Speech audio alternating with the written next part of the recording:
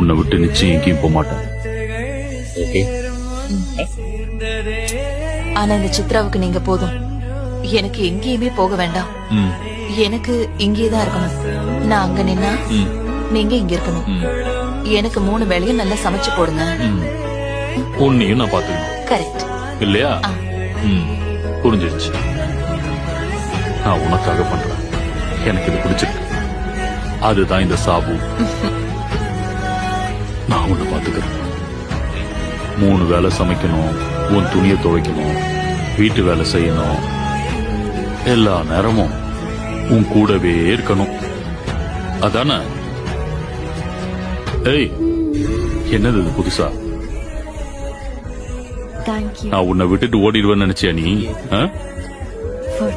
உன்னை விட்டு எங்கேயும் போக மாட்டேன்.